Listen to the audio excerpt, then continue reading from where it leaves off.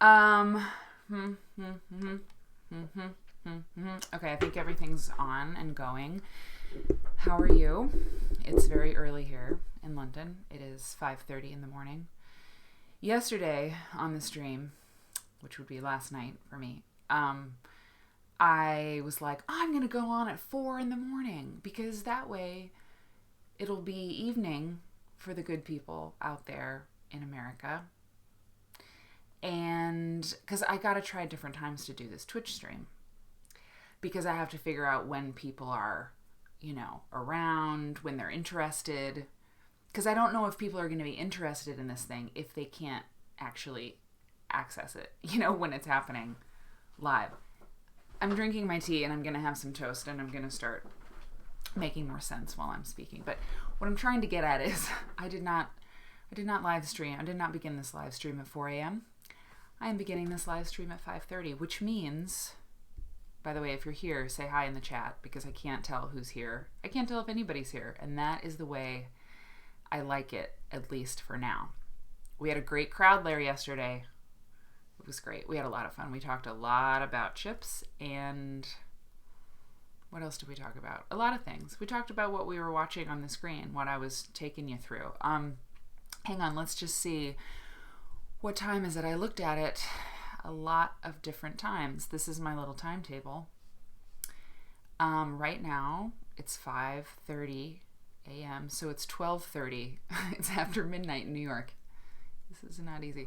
But some people are night owls, man. Some people are night owls, and they wanna hang out, in the nighttime. In Chicago, it's 11:30. In Portland, it's 9:30 p.m. All I'm doing, I'm trying to figure out this Twitch thing. I love it. I love live streaming on Twitch. It's my new favorite thing. It's very cool when people show up and hang out with me. I'm gonna test the chat. I tested it before I went live, but now I'm gonna test it again. This is a test. Another one. Okay. So if you're here, say hi in the chat. If you're new here, then I hope that the first thing that you'll do, I hope you will hit subscribe to my channel. And the reason is because when I go live on Twitch, you will get a notification that is happening. And because I'm trying these different times out right now, it's probably a good idea, because when I post on Instagram, I need to drink this tea. When I post on Instagram that I'm doing a live stream on Twitch, I have discovered they don't really share that widely. If you mention another social media, or if you mention another platform for live streaming, on Instagram, they're not gonna throw that into the mix as much as they would something else, right? Certainly not as much as they would promote an announcement that I would be live streaming on Instagram, for example. So I've been getting the word out about this Twitch stream via Instagram, and it's just not a good idea. But it's working a little bit, because every video I do, every live stream I have, maybe today will be the exception, every live stream I do, more people kind of come around and see what's up. So hopefully that's going to happen today. And even if it doesn't, even if I'm talking into the void right now, it's still practice. What are you practicing, Mary? That's the next thing we have to figure out. Hang on, I have to get some more tea. This is my little teapot. Can you see? You can't see. Yeah, okay. See, I feel bad, because now my friends here in the UK who have come around this Twitch stream, they have, if they want to join live, they have to get up, before the sun is up, and that doesn't seem fair. Unless they want to be, up before the rooster crows. So what is this thing, right? What is this Twitch stream?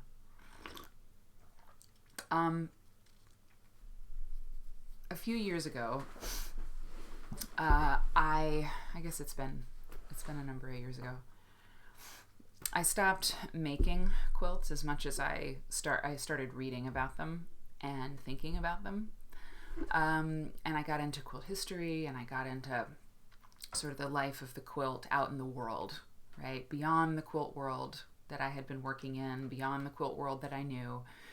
I started like thinking about quilts, and I've started making them again, but it's taken me some years to like figure out like, who am I, right, in this whole quilt thing, which I cannot escape from. You know, the quilt thing I cannot escape from. Not that I'd want to, but I had to figure out like who I was like in relation to the quilt, you know. And so what I started to do years ago was like go down the quilt rabbit hole, is how I would call it. Maybe I would be looking at a book that my mom had, like a quilt book from a state documentation project, or I would be looking at a museum website or something like that, and I would start to look at one thing, like this quilt, for example. Just pulled it up from Google Arts and Culture. Hang on one second. We talked about Google Arts and Culture yesterday, and I'll say a little bit more about it today. But like, I'd be looking at this quilt, and then hold on, whoop.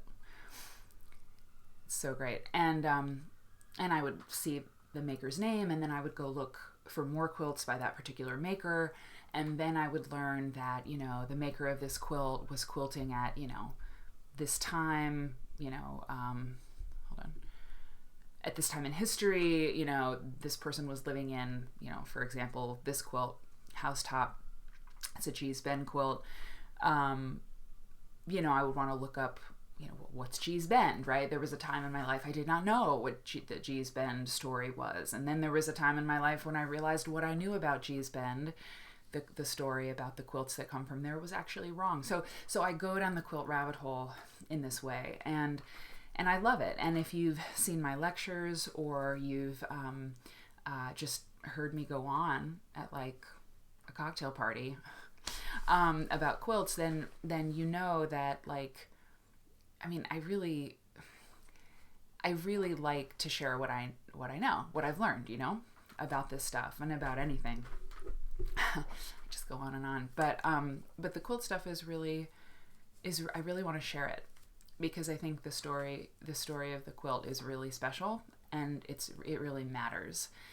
And so I get really curious, and I do this searching, and I do this poking around online, and I have to wait to share this stuff with you, because the only time I can really do that en masse is when I'm giving a lecture, you know, these debut lectures at QuiltCon every year, which I love to give. And hey, Carol. Carol says quilts are wonderful. Carol, you are wonderful. Thank you for coming. Thank you for coming.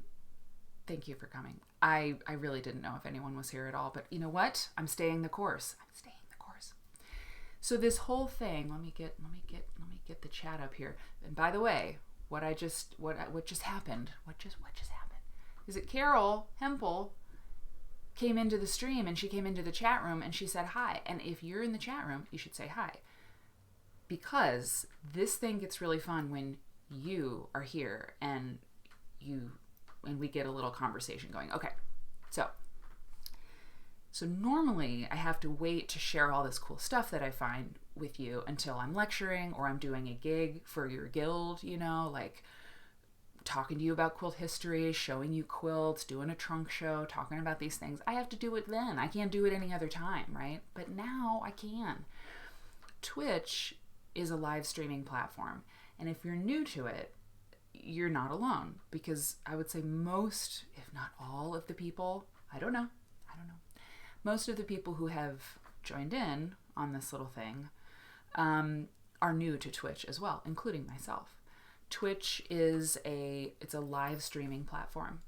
You can live stream on YouTube, definitely. You can live stream on Facebook, definitely. You can live stream on Instagram, as I was mentioning earlier.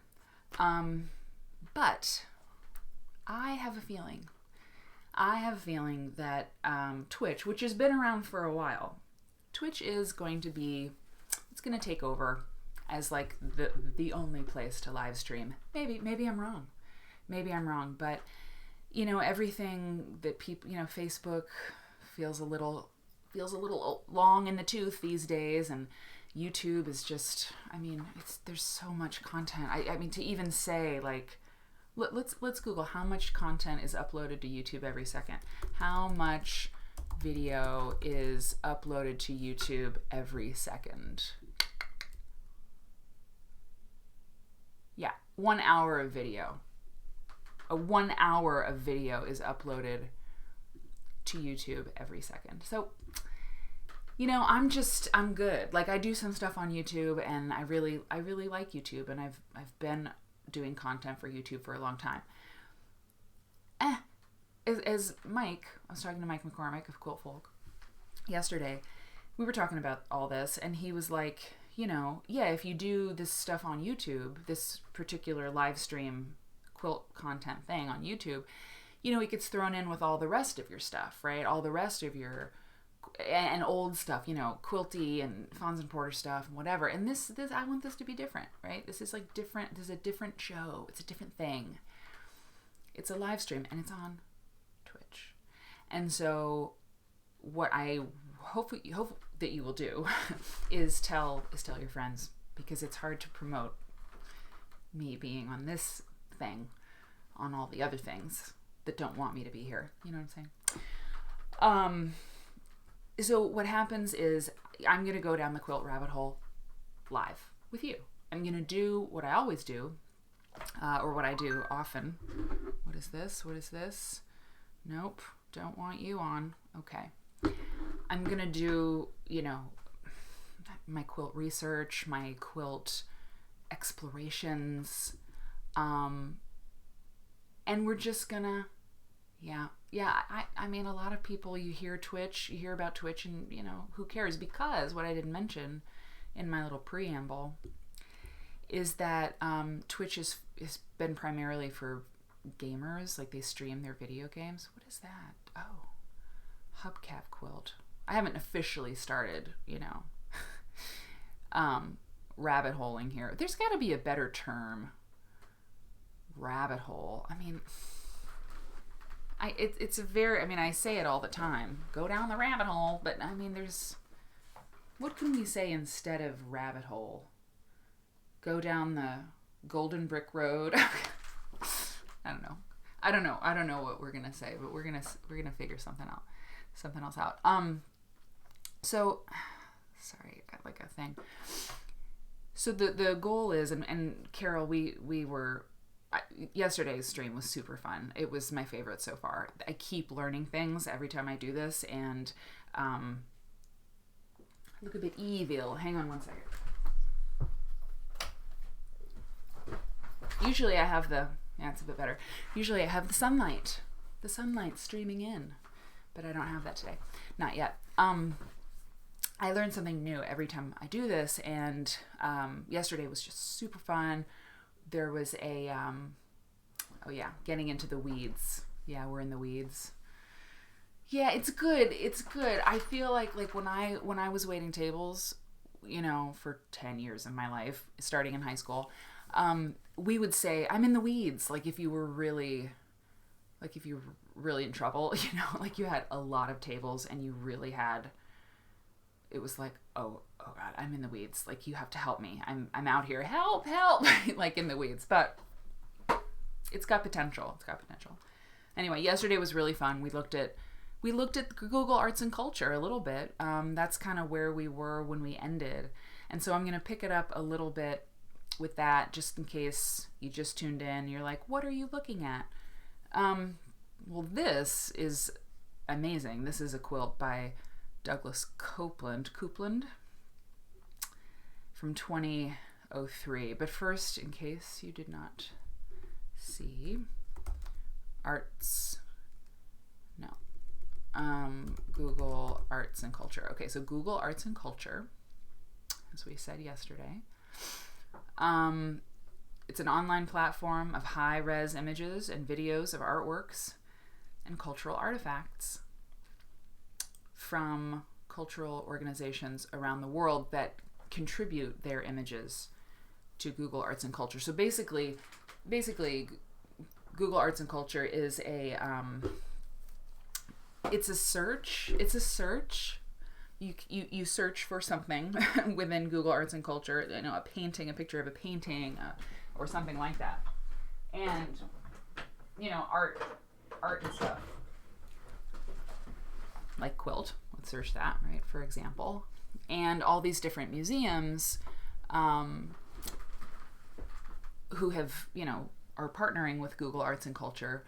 You have quilts, you have work that comes up from these different museums. In this case, Google Arts and Culture has 2,589 images of quilts that have been contributed to Google Arts and Culture,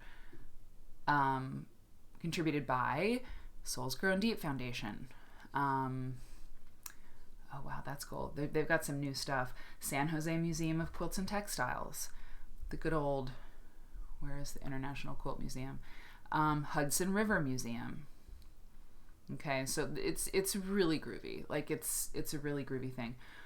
What I do want to show you, oh wow, there is new stuff, I think. I mean, I haven't looked at Google Arts and Culture in a little while, so I think maybe, look at all this stuff. Okay, so now this is what I'm talking about. This is what I'm talking about. There's the Henry Ford. Somebody mentioned the Henry Ford yesterday. I mean, this is why this Twitch stream has to happen, okay? Hang on. One click to Google Arts and Culture to tell you about it. And then one click, here's where I went. Oh, I gotta remember to put the URLs into the chat so you know what I'm doing. So, I clicked on Google Arts and Culture, okay? And then I searched for quilt, okay? And then I was like, okay, here are all the museums that are contributing, stuff. And there are things I've never seen before and things that I really want to see. So, Lieutenant James L. McCullen Jr., a memorial to a fallen hero at the Smithsonian Museum of African American History and Culture. I've seen this quilt, I'm pretty sure. But like every single one of those clicks holds a very interesting bit, right? On the topic that we all love to talk about. Tuskegee Airmen Lieutenant James L. McCullen Jr. was one of the first African American pilots lost in combat while flying for the United States when his plane disappeared over the coast of Sicily. His sister created a memorial quilt to highlight and honor his service. Look at this. So, yeah. So I want to show you that. I want to say, hey, I found this thing. And doing this is how it works. This is how it can happen, right? Is to do it live with you. So let's look at this. And the last thing I want to say, just sort of talking about this, like in this meta way, or explaining this, taking you through why, is that I have something that I want to watch with you, and either we'll do it today or we'll do it tomorrow, another day. I don't know. We kind of let it roll. So far, that's kind of how it's been happening, where like I find something like this and we just spend some time on it, because it's not really a show as it is a happening. It's a happening. Okay, so Vivian L. McCullen. I have my toast. I have my peanut butter toast, which I can't eat peanut butter toast and read this to you. What am I thinking? It's not gonna work. How about you read it? Just read it. It's probably better anyway.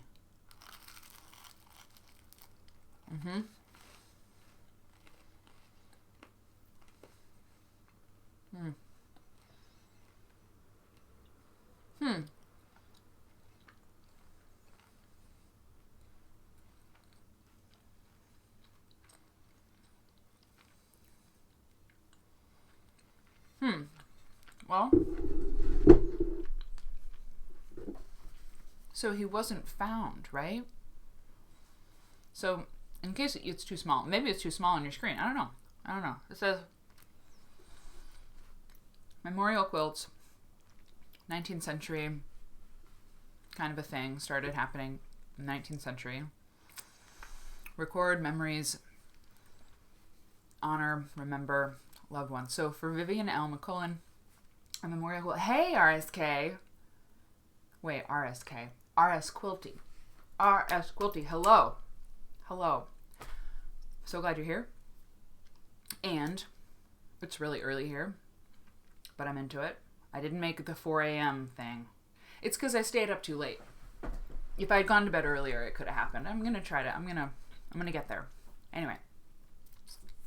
So Vivian L. McCullen made a memorial quilt. I'm paraphrasing because sometimes just reading text on a screen, just verbatim, is like, what's the point, you know? So Vivian made a memory quilt for her deceased brother, James L. McCullen Jr., because in 1943, after escorting B-25 bombers on a raid over southwestern Sicily, World War II, obviously, Tuskegee Airmen 2nd Lieutenant James L. McCullen Jr. and 1st Lieutenant Sherman W. White Jr., they never returned, and so they became the first 2 African-American pilots lost in combat while flying for the U.S. These lieutenants, it seems that they were probably shot down by enemy fighters over Sicily, but they weren't found. And so this unfinished quilt cover, and that's while I was eating a little toast, I was looking at that in particular because I want to zoom in. It's not quilted, it's a top. Oh, I tried to zoom in. Sorry guys, I tried to zoom in. And it doesn't like that. Rhonda. Okay, Rhonda, I have to remember your name's Rhonda. R-S, yeah. Rhonda something. Quilty. Rhonda. Okay. If you know anybody who's up, tell them to come on over. No one knows about this. I posted the thing on Instagram stories like 30 minutes before I came on. I don't know how to do this. But if it's just us, that's enough. In fact, don't invite anyone. This is our little private thing, okay? So this was donated to the Smithsonian, the African American History and Culture Museum, by the nephew.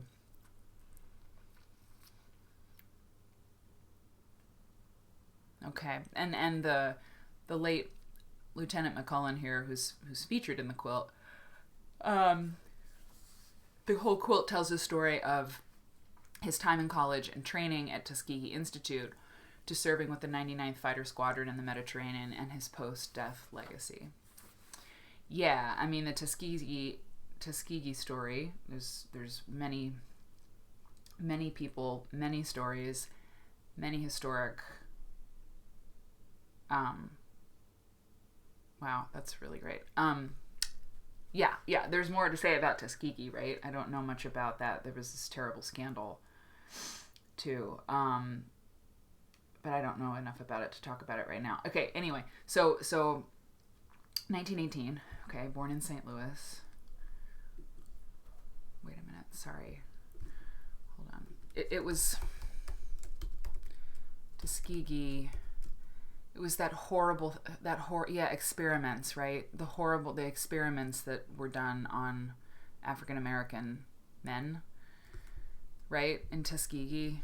Syphilis, was it syphilis? The Tuskegee study of untreated syphilis in the Negro male. Yeah, horrifying. That happened in, looks like for 50 years, between 1932 and 1972. The U.S. Public Health Service and Centers for Disease Control and Prevention. Awesome.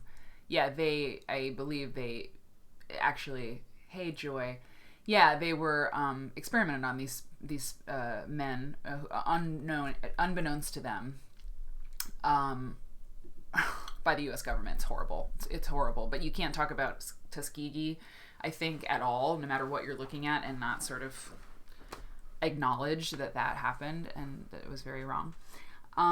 Okay, back to the quilt. Let's talk about this. story, which is much more pleasant. So James L. McCullen, Alpha Phi Alpha Fraternity. Okay, so the quilt goes through his life, and it's really neat. And this is at the Smithsonian Museum for African American History and Culture. So it's cool. And this is why, like, when I say I'm interested in quilt stories and stuff, it's because it takes me to these different places. If quilts were just a closed system, if I was looking at quilts and they were just, if they were just pretty, let's say that, if they were just pretty, if they were just nice, and that would be one thing. But quilts are fascinating because quilts are about people. People make them, people keep them. Quilts are a record of history, literally. In this case, very specifically, look at that crew. Oh, these cadets of the Tuskegee Army Flying School received their wings and commissions on September 15th, 1942. Oh, look at them. I just love them. They're like, this is going to go to my gal back home.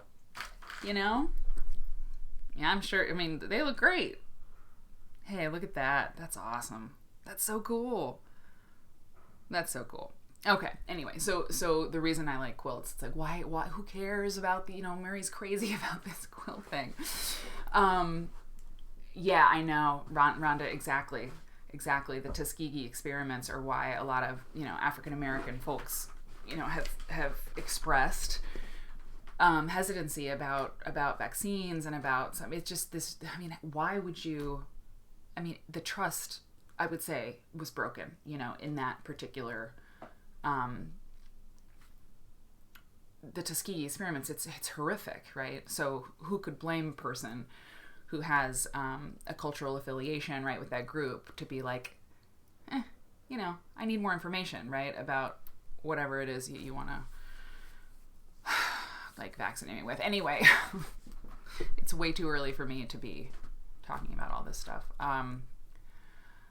Anyway, but quilts, whether it's, something you want to talk about or not, right? Quilts lead us into all these places. They lead us into talking about history, about culture, and I love that. I love it that this morning, before I have all my tea, I'm talking about some of the darkest periods in American history. But that's, tough, man. That's right. Oh, yeah. Quilts tell a story that most people will never hear. That is very beautiful, Carol. That is very beautiful. So I found that what we just looked at the Google Arts and Culture website.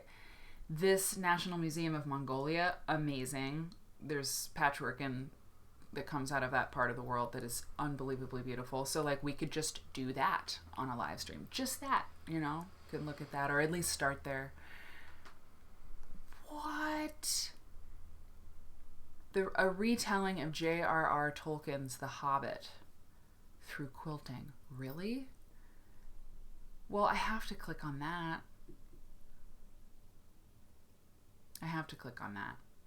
Whoa. Whew.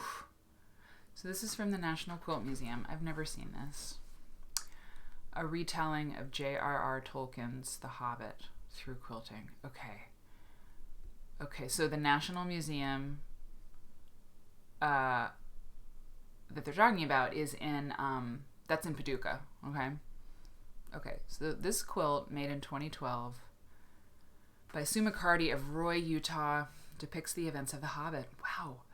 Wow. Have you seen this? Let me give you the thing here. Yeah, it's pretty amazing, right? Okay, we're gonna zoom in on it too. That's the link though, if you want to look at it. Fabric, thread, crystals, paint.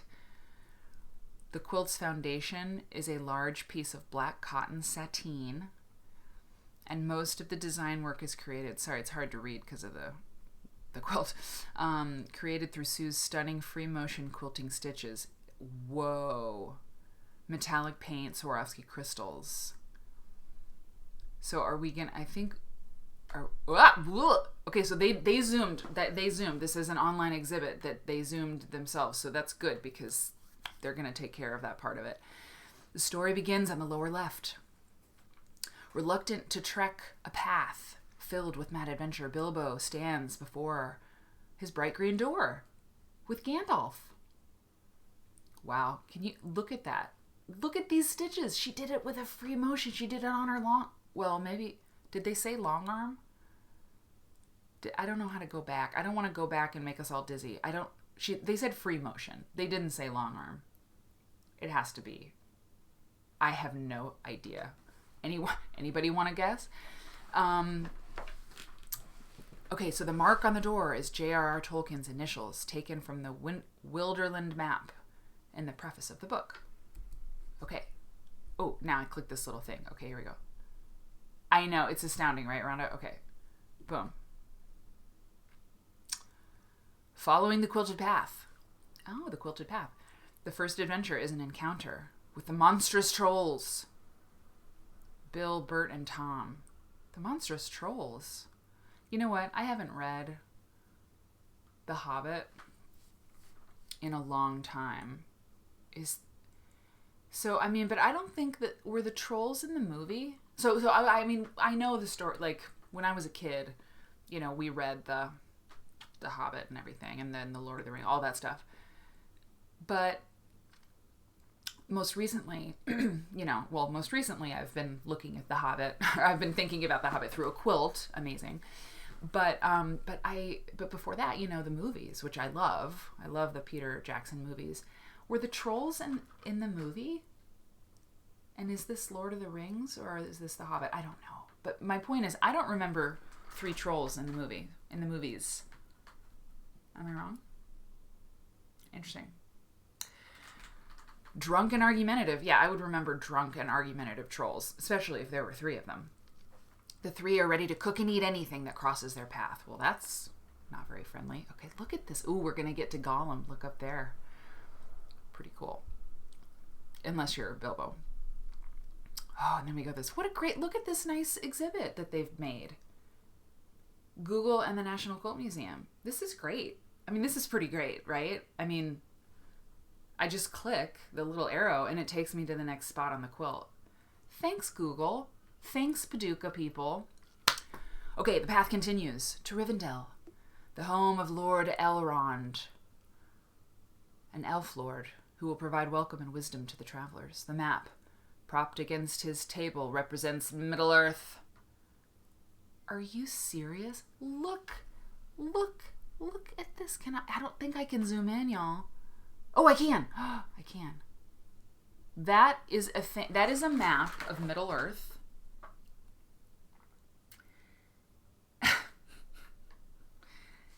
That was quilted on a sewing machine. Look at the books. I can't believe this. I can't believe I'm looking at this. It's insanity. It's just insanity. And once again, I have a little video queued up. We may or may not get to it. Because what happens when you go into the weeds, when you fall into the quilt weeds, I'm in the quilt weeds. This is what happens. Suddenly you're looking at this stuff. Mantra Tantra. It's 1 a.m. Yay. Yeah, there is. Thank you. I'm really glad you're still up. Unless it's a problem. Go to sleep if you have to go to sleep, go to sleep. I'll be here. You can watch it later in the morning. But, yeah, I've got some videos on YouTube with Eric, my husband, who's in DC right now. It's crazy. Okay, we're going to go back to the quilt real quick, but I want to say welcome to Mantra Tantra. And Eric is in DC. This is the first time we have been apart in a year and a half. Eric and I used to travel all the time. And then coronavirus, and we didn't go anywhere until we came here. And then we went back home, and now we're here again. But those were the only flights that we have taken in a year and a half, obviously. And we rarely went outside. The big risky things we did during the pandemic were, taking an international flight, which all in the whole time was about, 20 hours of being at risk. Anyway, my point is that we were apart for the first time in a year and a half because he went to DC for work. And I'm here alone. Partly why I'm live streaming constantly, right? But I'm here by myself for like 10 days. And it's really weird. It's really weird. We've really been together that long, and it's been wonderful. We've had our moments. But it's strange. I mean, the house feels pretty empty, you know? It's been nuts. He's in DC for work. He had to go. I'll tell you this. He is, he works with like government-y security stuff, and he has to be there because they're working on a project that it's, you know, top secret or whatever. And so he has to be there to like get onboarded or whatever with the project. This is what I understand, because of, you know, 007 kind of stuff. Not really, but you know, it's something that couldn't be done from here, and everyone's finally willing to say like, okay, can you take a business trip? You know, is that, I don't know. At this point, we're just like gauging risk and trying to, I don't know. Anyway, Carol, so let's go back to the quilt. If you just joined us, we're looking at a quilt by, oh boy, hang on. Now I want to get her name. I'm going to go back. Sue McCarty. I think I remembered it. Your son did it with the Army. Yeah. Anyway. Okay. So we're on the path. The Tolkien path. So, okay. Bilbo is traveling on the path. So this is the map of Middle-earth. Sue McCarty's quilt. Ugh. Unfortunately, the pleasantness of Rivendell will be followed by a capture in the Goblin Cave. These goblins, orcs, the orcs, are masters of torture. Ugh! And their instruments litter the floor. Escape will come at a price. Who wrote this? This is great. I bet the National Quilt Museum wrote this. The Paducah folks, right? I'm sure. This is the dialectic. There's a word for that in a museum. Wow, the orcs. This is really great. Look, how long do you think it took her? I mean, everybody wants to know that, right? When you make a quilt, they're like, how long did it take you? In this case, I mean, I just wonder, you know what would be fun? You know, yesterday on the stream, I texted my mom on screen, like I used messages and we texted back and forth live with you. It was funny and sweet and fun. I think so. And you know what I could do is like, I should get I know, years, right? I should get an email address that's for the stream, which would be good anyway, because, you know, I want you all to send me tips or something like that. I don't know. But I should have an email address like to share on the stream, because so then I could pull up my email on screen, you know, that specific account, so it wouldn't have any of my personal email or anything like that. And we could find Sue McCarty and we could email her, like right now, you know. And I could be like, I'm looking at your quilt on this live stream and we have questions. You know, why not? After we're done with the quilt, because I keep talking. I'm going to see if we can find Sue McCarty's email. And we'll email her. Let's ask her how long it took her.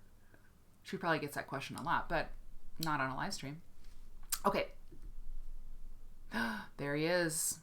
Bilbo, separated from the rest, will find a magic gold ring and meet the creature. Got him. My precious. Ooh, here's the ring. You see it?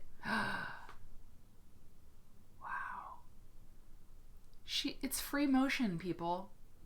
Free motion. Wow. Okay. Luck and an aptitude for riddles helps Bilbo rejoin the rest of his group. Awaiting them are the Misty Mountains and Mirkwood.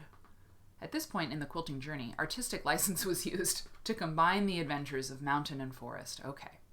Wolves, aka wargs, spiders, flying deer, giant moths, and bats, and a few of the tribulations that await them. Before the Lord of the Eagles and his feathered companions fly to the rescue. Wow. Ooh. The path resumes with Bjorn, a skin changer. He's represented in bear form, surrounded by some of the bees he keeps to provide him with honey, which he will share, begrudgingly, if tricked into it by a wizard with a gift for storytelling. Yeah, I gotta read the books again, I guess, because this is obviously the movie compressed a lot of things, and the book's usually better than the movie, right? Okay, and the next block on the path represents the Elf King. Oh yeah, what's his name? The Elf King. Orlando Bloom played him in the movie. And my family, we have a it's just one of the catchphrases we have in our family. Orlando Bloom in the movie, at one point, there's a battle about to begin, and one of the characters is like, it is an orc horn, that we hear. And Orlando Bloom says, that is no orc horn. That is no orc horn. He just says it funny.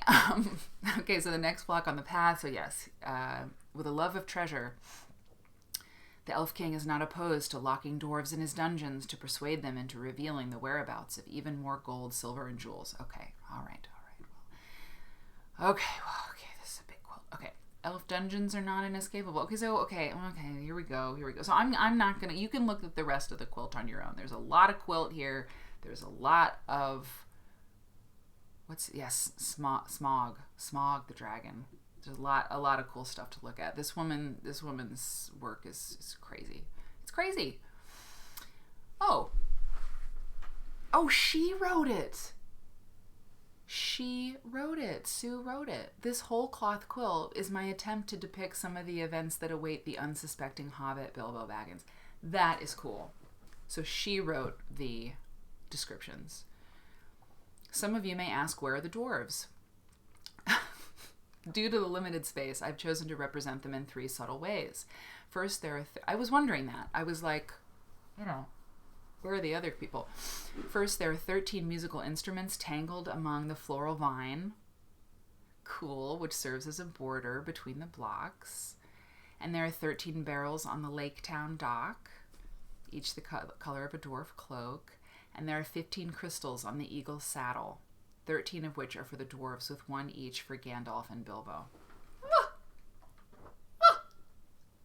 Amazing. So that's really, really neat. Way to go. Oh, zoom in. Can you find musical instruments, birds, reptiles? That's amazing. This is so cool. So I want to make sure that we have... You've read a story all the way to the end.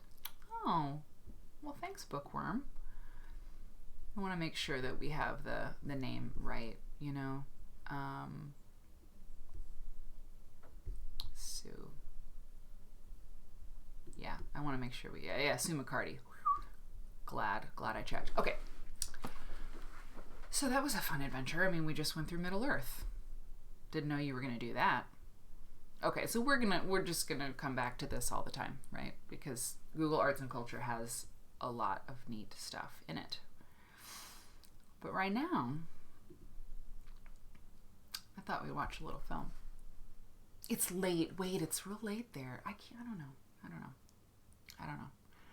I think it's just, I'm going to do what I wanted to do, because you can watch it later. And a lot of people might have to watch it later. So we're going to watch a video. We're going to watch an episode of The Great American Quilt. It's 27 minutes long.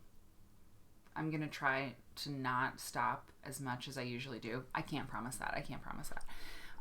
But we're going to watch this because when I was looking at some video to check out, I remembered The Great American Quilt, which was a show on public television in the States. Okay. Yeah, I know it's after midnight. Okay. Rhonda. Okay. Here's what I'm going to do. Because it is late in the States. We're not going to watch this. We're not going to watch it. Because I'm going to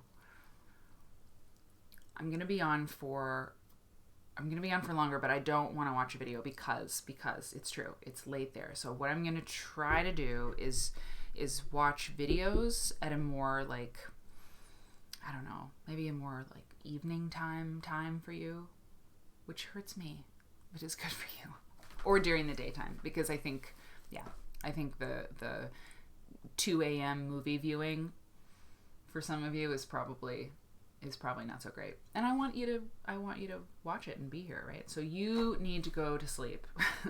Rhonda, I think. Go to sleep, Missy. And so I'll just do the other thing that I was going to do, which is go. Oh, that's what I had pulled up. Okay, well, we're just going to find something else. We're going to look at something else. All of this is an experiment, right? Okay, hang on. What was I looking at before? What was it? No. Oh, well, okay. Well, it was this.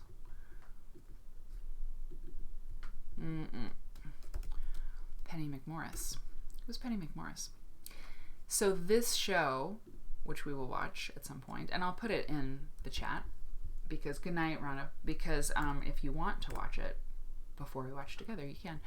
But The Great American Quilt was a show on PBS that was hosted by Penny McMorris, and it was an early show. Here's a clip. We'll be looking at With You Later, done for the peace movement. This is by a group of women in Boise.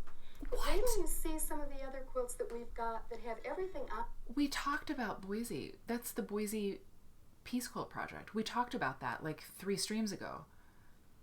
There's a big article in Quilt Folk in the next issue of Quilt Folk about the oh yay, oh hi, oh it's Australia. You're in Australia, Dana, and it's 3 p.m. Oh, see, I'm getting whipsawed by the chat because I want to take care of Rhonda, but now I want to take care of you, Dana, and we should watch the show. When you're live, you can't edit out this mucking around, you know? Should we just watch it? Okay, if 5 people, I don't know if there's 5 people here, if 5 people say, let's watch the show, we'll watch the show. But I just don't know. I just don't know if you're out there, if you want to watch it. I don't know because I'm looking into a camera. And that's all I see.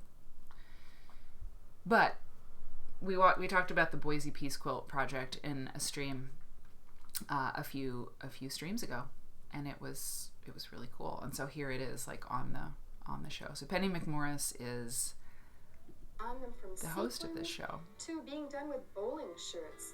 Some of them have paintings, some use embroidery to add details. Wow. And some are just reinventing classic designs. So this is Penny's show, and I don't know what year this one was from, but when I was looking at things that I wanted to check out, hey Dana, okay, cool, good, that's the whole point. Just sew and listen to the chit chat, and okay, good. Thanks, Carol.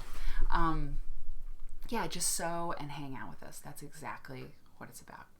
So Penny McMorris, I first heard her name, or it was one of the first quilt books I had ever really noticed on my mom's shelf. Hang on one second. Is the Art Quilt book, McMorris and Kyle. So the Art Quilt book, I mean, a lot of you probably have this book, right? It's this book. And this book it's just kind of famous. I guess this is the 2nd edition of it. But this book is just a really famous book because it was the first book to really look at art quilts, you know, in this very formal way, right? And let's see what year it was published. But Penny McMorris is one of the authors of that book, and Michael Kyle was the other author of this book. And he passed away long ago, but it was published in, it was published by Quilt Digest, which is another thing to talk about. Hey, Where's the thing? See all formats and editions. Usually it's like right there. Oh, 86. Sorry, I missed it. So it was published in 86, and it's a great book. And I remember looking through it when I was a kid, and so I just always remembered the name Penny McMorris because there was this book that I looked at, and Penny McMorris. But Penny McMorris has done a lot more than just that. She hosted this show on PBS called The Great American Quilt, and she's just awesome. And I think she also didn't she electric quilt? I think Penny McMorris EQ, there's some connection. Yeah, electric quilt. Yes, electric quilt. Penny McMorris, the electric quilt company. So with the software, the quilt design software, she's behind that. Okay. Very interesting. There's Penny. Fabulous. Okay.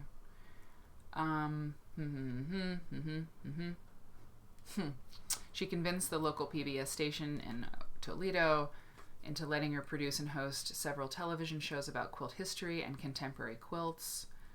Her real passion was helping contemporary quilt artists have their works be seen. She's awesome. Okay, she retired from EQ office life in 2016. She enjoys photography and traveling with her husband, and EQ co-founder Dean Newman. Cool. I'm sure my mom has hung out with these people a lot.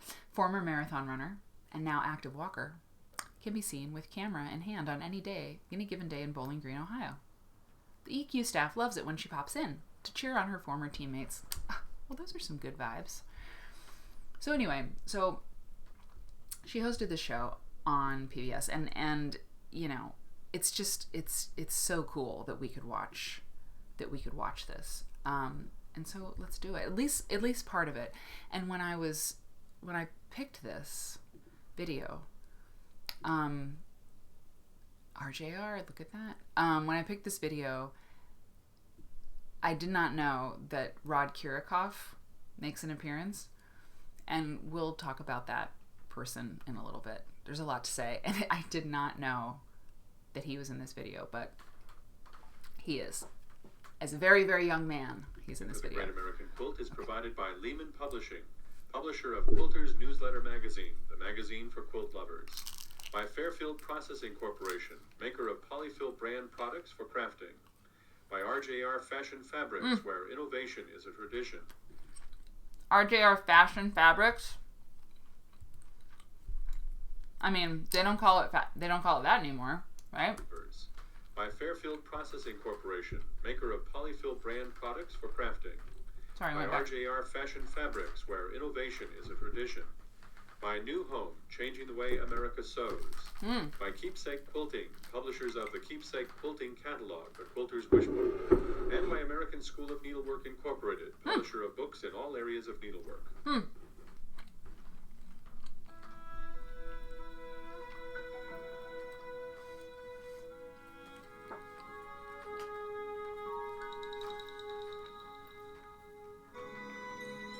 Whoa.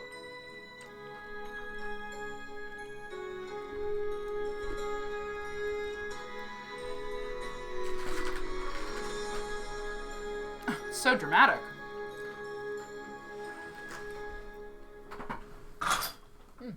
It's a beautiful day in London. Hi, we are back for some of you, and we're new to some of you. We've got a series Same, Penny. Same. called The Great American Quilt, and it's all about quilts. We've tried to think of whatever you would like to see about quilts. We've got beautiful antique quilts. We've got terrific contemporary quilts. Some of them are really pretty far out.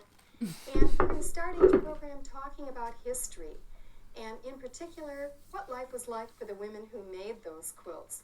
We've got an old favorite of a lot of people, the log cabin quilt, and we'll not only see the quilt and its design, but we'll really look at what it was like to move into a one-room log cabin home. Whoa.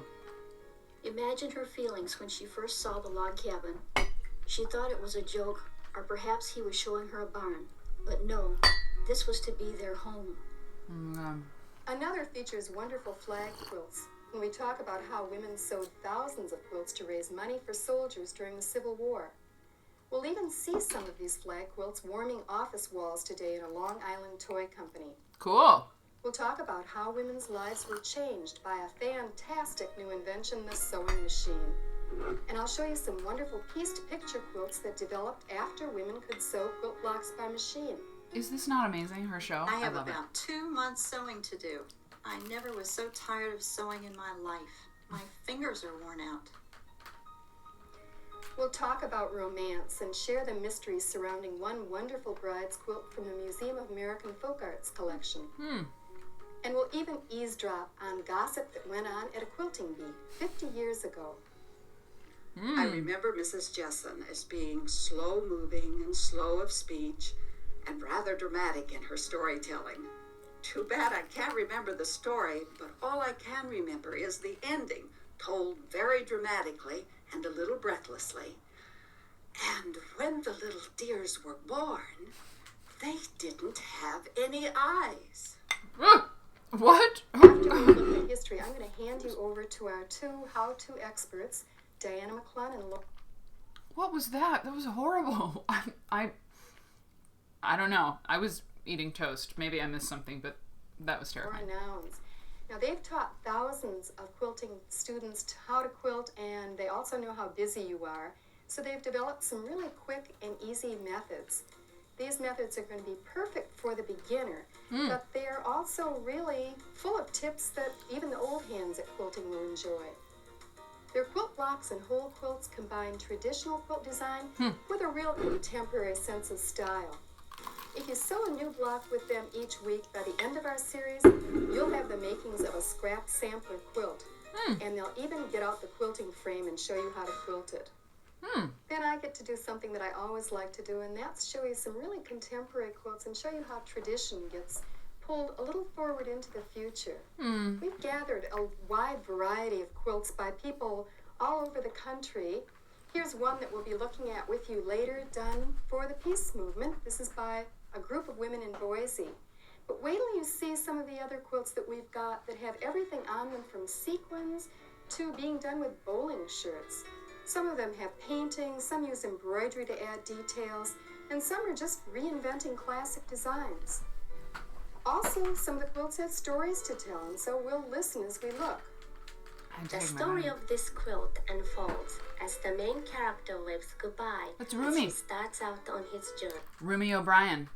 You wait and see. Watch. I'm sure. carrying an empty basket Yeah. on his back. Rabbits sit in the middle, fish swim in waters, and a friendly fox runs quickly past a rock. We'll even look at how the computer is being used to design quilts today.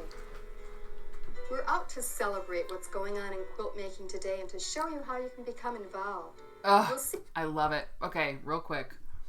Rumi O'Brien. That's a quote by Rumi O'Brien. I'd know it anywhere. Amazing quilts. Rumi O'Brien is from Japan, and the quilt. Well, okay, great. They had an exhibit at the Quilt Museum in Lincoln. We'll look more at her later, but I just had to pause and show you some of the quilts by Rumi. And if Penny McMorris has Rumi O'Brien on the show, I'm gonna freak out. So there are story quilts that Rumi makes. There's one in this exhibit that's just so fun. That has Jello in it. I like Jello, it jiggles, I think is what it's called. Hang on. I mean, look at all these wonderful quilts. Okay. Yeah, I love Jello, it jiggles. Rumi O'Brien. So very cool.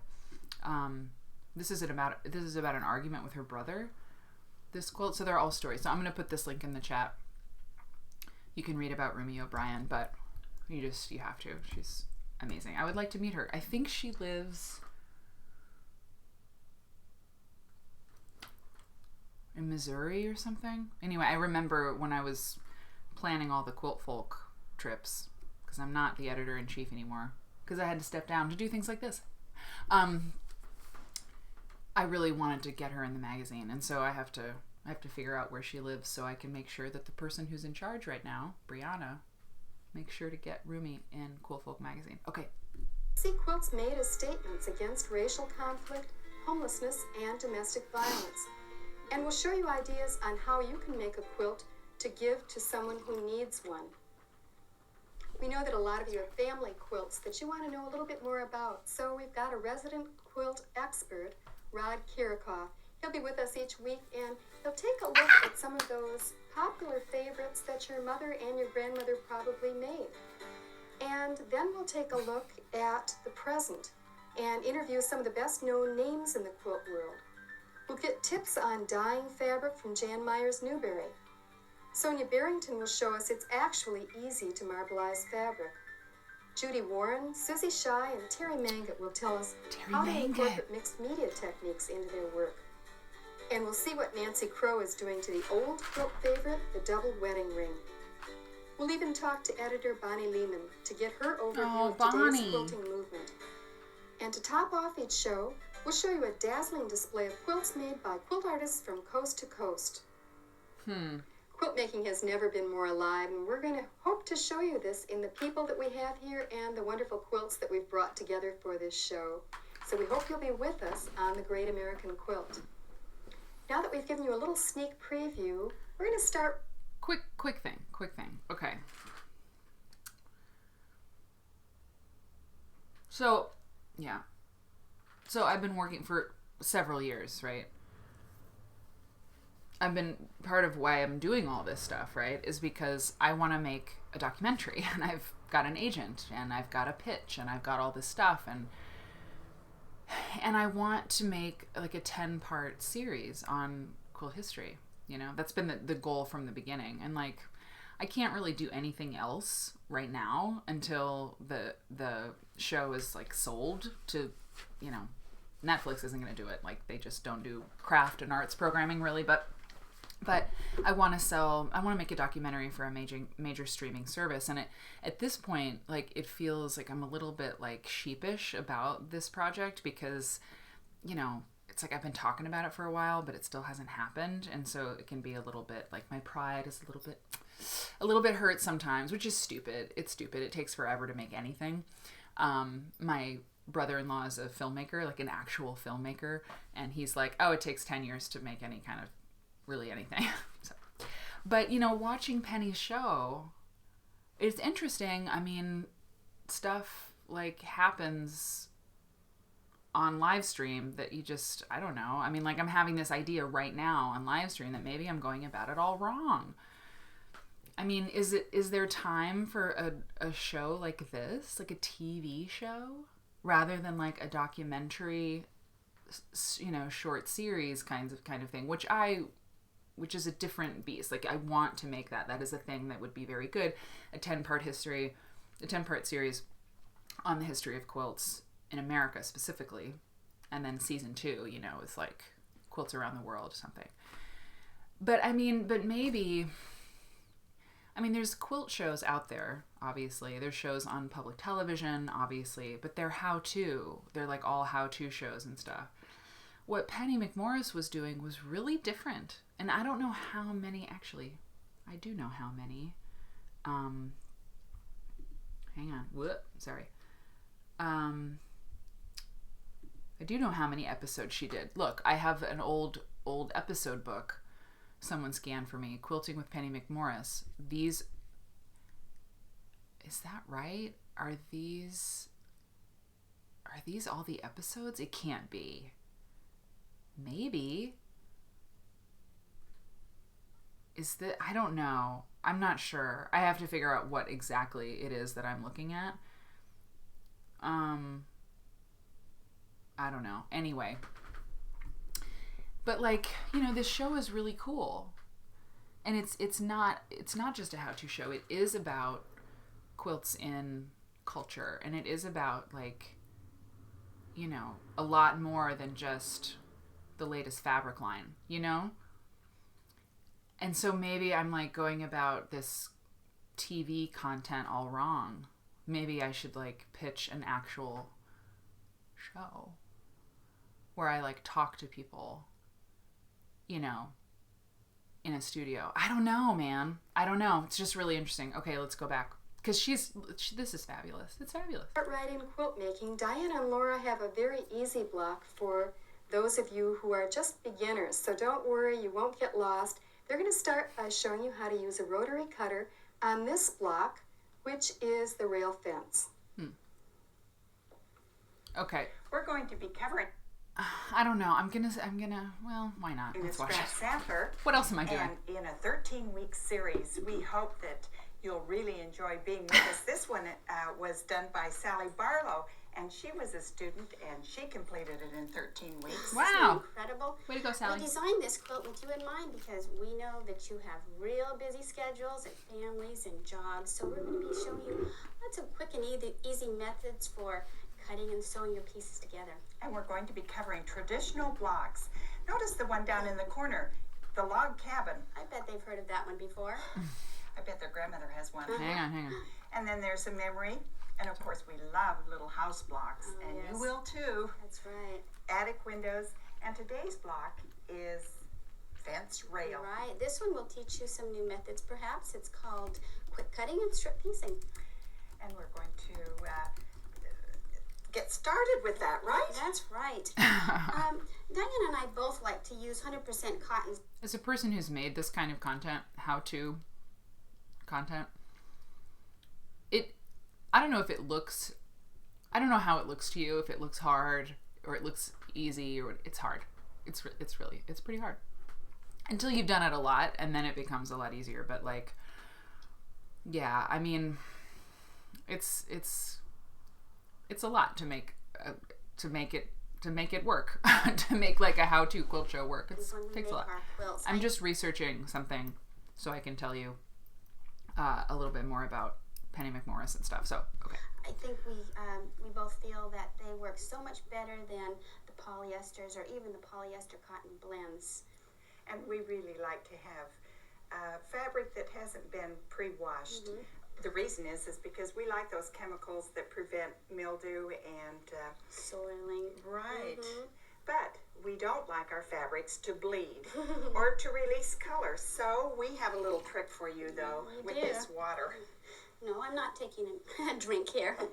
Take a little swatch, 2-inch piece of water. It's just gin. It's just straight vodka. Right down there. Now we do this with all of our dark fabrics, especially dark red and dark navy blue, or dark blues and bright colors. You know, those that have excess dye in. And when we find, though, that this water has turned up just a little pink, we're going to what? There is a method to set that dye, and you can use, or I should say you have to use full-strength white vinegar. You might have read somewhere that 1/4 cup in a full tub of water is going to do it, but really it's not strong enough. You need to take your piece of fabric and just soak it in that. Not very long, just a couple minutes, don't you think? But we know some of you will want to pre-wash yours.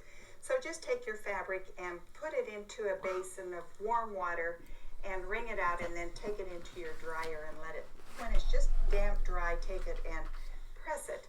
And if you want to then add a little spray starch or something to it to give it its crisp look again, that's okay too. It's a good idea. The first thing that we're going to do, though, in quick cutting is to take our fabric and line it up so that we can cut. Well, you notice that we've got a new tool here, in fact, several new tools to be able to aid us in quick cutting. The fabric, though, is always lined up with the selvage edges. So if you will put your selvage edges together, I can't watch it. I can't do the how-to. I just can't. And just make those stitches flat. I'm getting flashbacks. I mean, really. Cut over 6.5 inches. And I want to give get to it the another history stuff. Slice. Yeah. Good job, And ladies. the fence But rail put into a quilt. that's it. It's just gorgeous.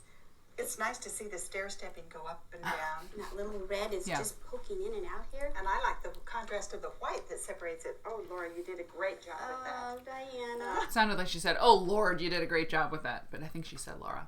Look at This this. spring fond memories It's back. like my warm blankie, isn't it? Remember, this was the first one we did together. was. Okay, all right. Line patch.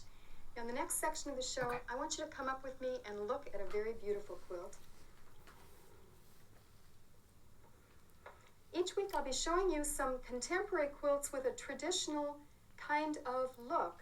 And this is a very special quilt to me because I think it says a lot about what's currently going on, what the interests of quilt makers are. We just talked about this. It's crazy. This is crazy. I didn't know. Today.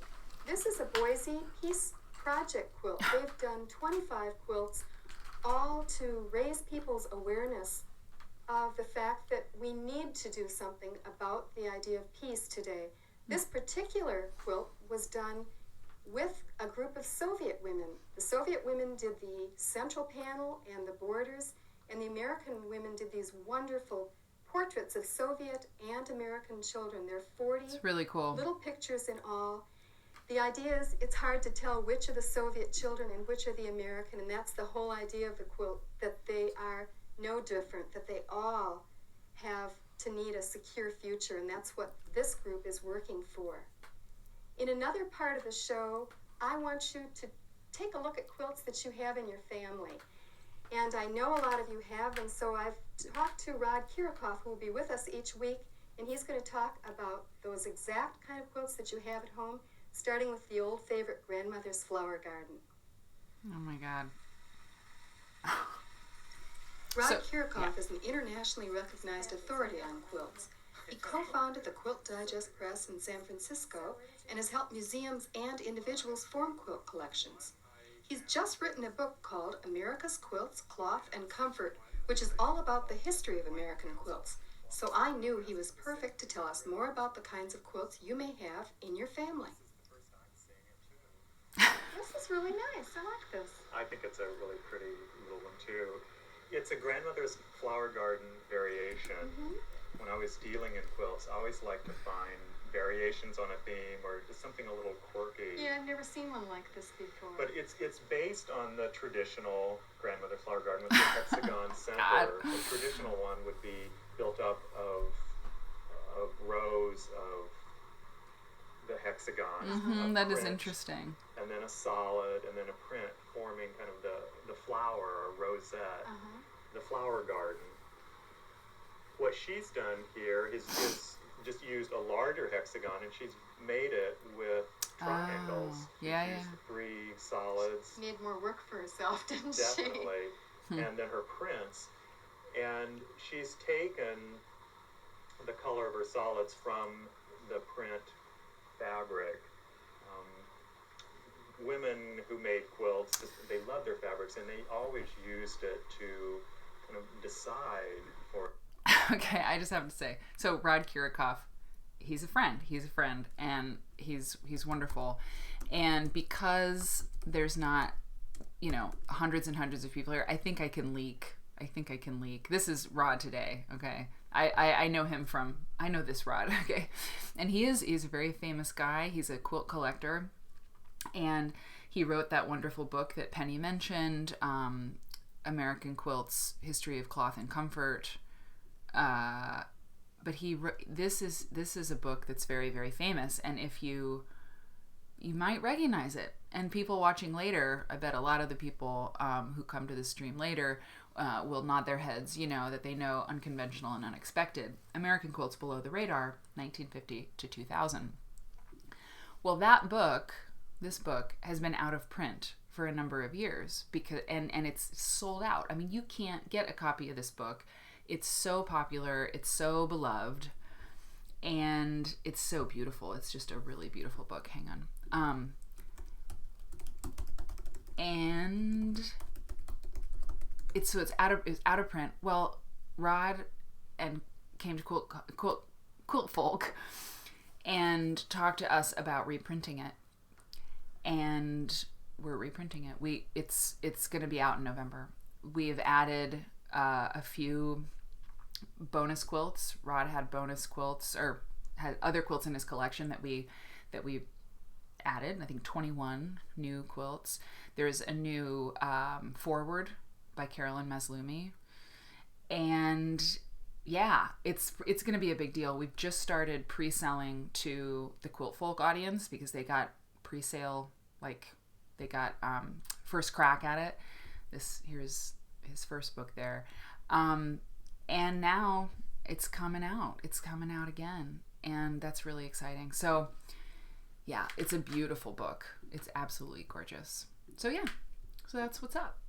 Very exciting. Very cool. And seeing him there is really exciting. Yeah, you'll hear more about the unconventional and unexpected book on it soon. Colors and what they're going to do. But I love those prints. well, they're very typical prints from the 20s, 30s, and 40s. Now, I do know that this one was made in the 1930s because I do know the maker on this.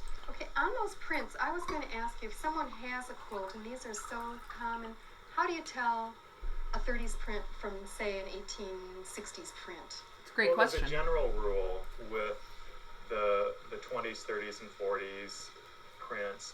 They're going to be in pastel shades, as you can see here.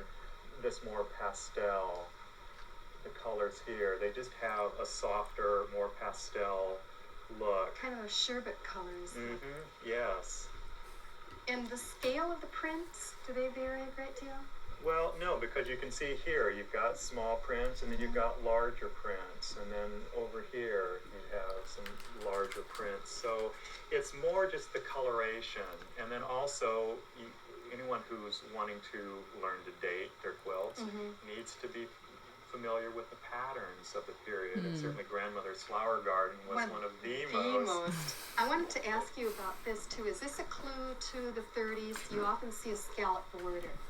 Yes, well, here she just followed the edge of her hexagon and bound it that way. The same with the double wedding ring quilts of this same time period. Wow, it's really a special quilt. I mean, what he's talking about with the diamonds, right? Like if you've seen a Grandmother's Flower Garden quilt, which you have, with the hexies, like it is really unusual. It is really unusual to see. Sorry, let me go back. You often see a scallop border. These diamonds, and so the hexie, it's that, right? Like it's this. She's made it with diamonds. I think that's how she's putting it together, right?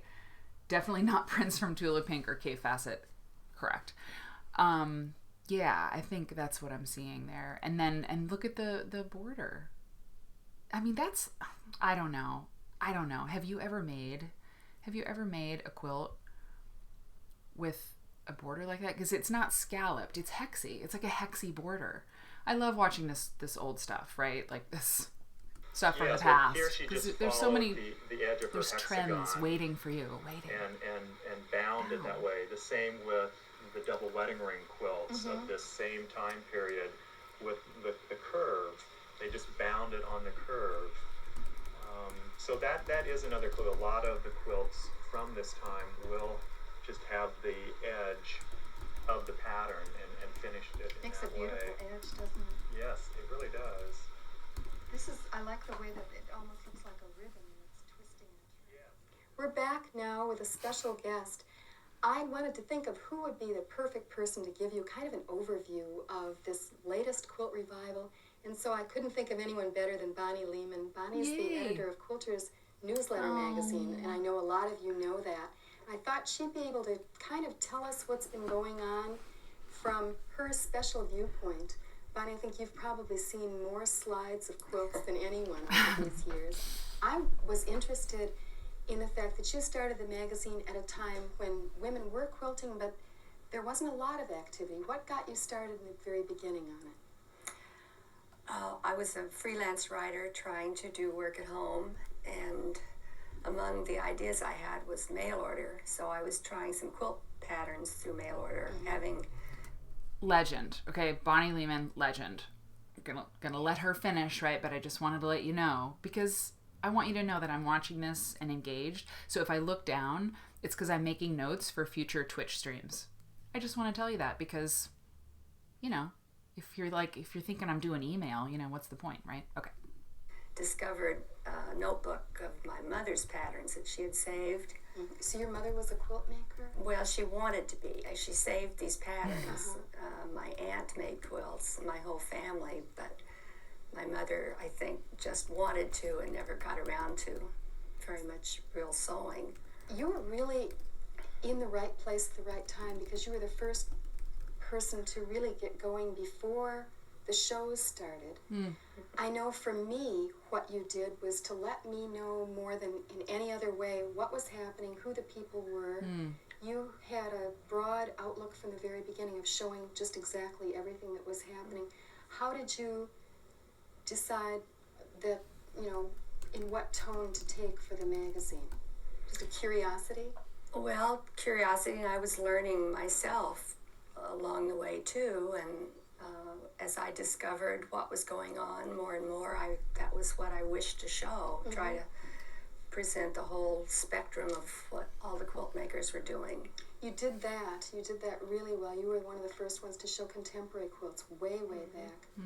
One of the things that fascinates me is you were doing this literally in the beginning, you and your husband on your, I'm assuming, kitchen table or basement. That's true, in the garage even. With 7 children. Yes. So you must have an interesting viewpoint of what women can do with their time. Well, yes, I guess so. I think the idea is that you just, you're organized, you work hard, and you keep doing that over and over. And little by little, little by little.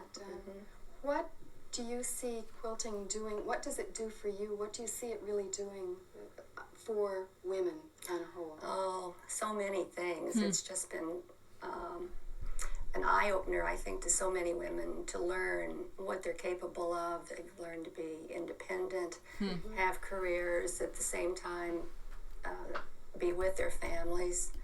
They've learned about the world and their creative abilities. It's been a great thing. So it's not too late for anybody to join this movement. Oh, no. Never too late. Never. Now, I asked you to kind of think of slides of... I mean, if you think about... So this was 19... I don't know. Did we actually find out... It doesn't say what year this was. But I think it's the first episode, y'all. I think it's the first episode. I'll find out. But when you think, even if it's in the 80s, it's in the late 80s, right? And so if you think about, Penny just asked Bonnie, like, is there still time for women, to get involved in this quilt thing? And Bonnie's like, oh yeah. I mean, the 90s and the 2000s for the quilt industry, like, Bonnie's got the Quilters newsletter going, and Penny's got this show, and she's written, or has written or will be writing the art quilt book and everything. So there's a ton of stuff happening. But like the 90s, I mean, that's when Mom and Liz, well, it was in the 80s, Mom and Liz were doing their thing and stuff, but the 90s and the 2000s, I mean, the quilt industry totally exploded. So they didn't even know probably how big it was going to get and what was about to happen, right? I mean, it was really just the beginning of this revival. It's really, really interesting. Yeah, the glass wall, the glass brick wall. Wow. Yeah, that'll come back. It'll come back. And this chintzy, it's not even chintzy, and the wicker furniture in the living room. It's all coming back, Carol. It's all gonna come back. Quilts that had an impact that maybe said something about the time periods. Nancy Halpern. What's this one? This is Nancy Halpern? Falls Island, Reversing Falls. Nancy Halpern, yes, made this in 1977. It was one of the first abstract quilts. It's beautiful. These are all quilts that have appeared in your magazine. Right, all of them. This is kind of an overview. Yep. Whose is this? This is Molly Jean Johnson, Into the Wind. She was one of the first to do strip piecing that represented pictorial subjects. Huh. And that's really a new kind of form that took off during... Right. Sorry, I have to get that name again. First to Jean Johnson, Okay. Into the Wind. She was one of the first to do strip piecing that represented pictorial subjects. And that's really a new kind of form that took off during the 70s and 80s. I love this. Oh, I love it. Terry Mann gets School Days. She was among the first to do what we called art quilts. I called Terry for the first time after seeing that quilt in your magazine. This one I remember. Oh, this is wonderful. George Washington and Valley Forge by Chris Wolfe Edmonds in 1976. It won the major bicentennial contest at that time. It's interesting. We'll be showing a completely different quilt by Chris Yes, later our on style in the has series. changed. Exactly. And this is Oh, yeah. Monica Calvert's Glorious Lady Freedom, which won a $20,000 award. We looked at this yesterday, on the stream yesterday. In Crazy. 1986. I guess it's the quilt that's won the most money. This is Jenny wow. Byers' Ray of Light, 1978. Was the major winner in the Good Housekeeping contest at that time. Wow. This is Neighbors of the World by Erica Odemer in Munich. Won the contest that Quilters Newsletter magazine sponsored at the first Quilt Wow, Expo look at in that Boca quilt. in 1988. It's called, as I said, Neighbors of the World. So what you've shown us is it's really a worldwide movement now. It truly is. Thank you very much for being with us, Bonnie. I feel kind of like we've just flipped through 22 years of Quilters Newsletter. Please be with us next week. We'll be watching for you. Oh. I love Penny McMorris. She's so gentle. She's such a gentle soul. So that was cool. That was very, very cool. I'm glad we watched it. I know it's like, 1 a.m. for a lot of people over in the States. And yeah, and I mean, if I were in the States, I guess I would, be easier. It'd be easier, but I don't know. We had our friend from Australia, Dana. I don't know if you're still out there, but it's the afternoon for you. So, okay, so that is my stream for today. Tomorrow is Thursday, so I'll be streaming at my normal Thursday time. Let's look at a pretty quilt. Hang on, to go out. Let me see, what is this? I'll be streaming at my normal time, which is 11 a.m. Central and 5 p.m. for us. Wow, this is great. This Google Arts and Culture thing is like even more awesome. Oh, there's some thought. Oh, okay. We're not gonna do that. We're gonna look at this. Still here. Okay, good. So we'll look at that quilt on our way out. But let your people know that if they subscribe to my Twitch channel, they'll get a notification when I go live. And so with this crazy schedule that I've got, trying to figure out what is that sweet spot, when are we going to do this at the best time or whatnot, or maybe I just do it at lots of different times, right? So people can tune in. But so far, I've just enjoyed this a lot. And Carol, legit, like you're my OG. I really appreciate you being here. And I'll see you next time. And take care. And be well and go sew. I'm actually going to go sew right now because it's 7 a.m. and I'm not going to go to work. I'm not doing any work right now. So take care, and I'll talk to you later. And where's my thing to do the thing? Okay. Bye.